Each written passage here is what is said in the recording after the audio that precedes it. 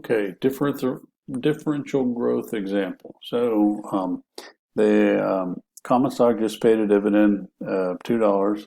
So all right, so that's D0. So it's going to grow at 8% for 3 years. So that's G1, and then this is G2. So the then what is the stock worth if we assume a discount rate of 12%? So that's our R. So I'm going to write it out here, and the way I would do it. So P0 is going to be equal to 2 times 1.08 divided by 1.12 multiplied by 2 times 1.08 squared divided by 1.12 squared, or 1 plus the required rate of return. And then so 2 times 1.08 cubed. Now we can employ our constant growth model. So 0.12 minus G2, and then we've got to bring that back that gives us a price in year 2, so we present value it back for 2 years. So that's the way I would calculate it, get the same answer. But so in the books formula, we take our a dividend, we grow it 1 year, and employ the constant growth model for the first annuity. So this is 0.12 minus G2. So, and this is G2 here. So, and then we multiply that by 1 minus 1.08 cubed divided by 1.12 cubed. And then so this is the first part of the annuity.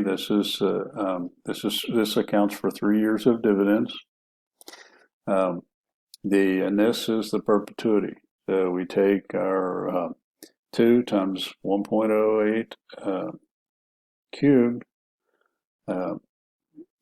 multiplied by 1.04 divided by R minus G, and divide that by 1.12 cubed. So you can actually simplify this a little bit and get the same answer. You can eliminate the 1.04, and that the squared, and just the squared, and then these two would be squared.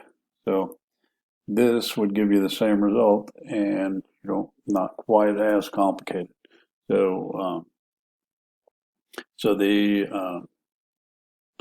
we break down these two components. This value right here is worth $54, and then so we multiply it by 1 minus 0.8966, and then this part is, so it's right here is without my additions is the P3. So P3 is 32.75. We present value that back 3 years, and we get $5.58 for this portion, and $23.31 for this portion, or $28.89 for the combined the two equations. You can work these problems any way you like. It's you can use the cash flow function in your calculator if you like. You can use Excel if you like. I would make sure that if I were you, practice, because I can guarantee you we'll see a problem like this on the exam, maybe multiple problems like this on the exam.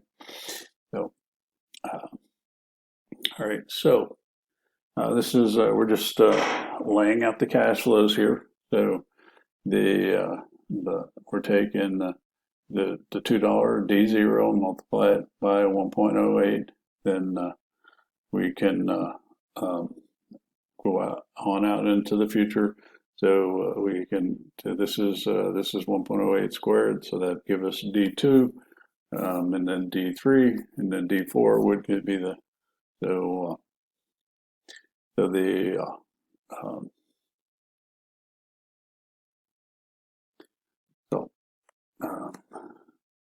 to give us the same solution, the $28.89 that we got before. So so estimating the parameters in the dividend discount model. So the value of the firm is going to depend on the growth rate and its discount rate. So the discount rate's probably not that difficult. You look at similar stocks and try to figure out what a fair discount rate might be. They should be fairly fairly close. The growth rate, where does it come from? So growth rate is determined by retention ratio, or we also call this plowback.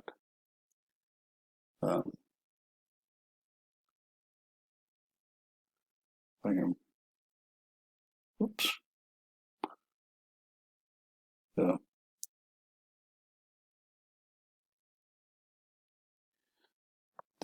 this is also retention ratio. So this is what's not paid out in dividends. So the portion of net income that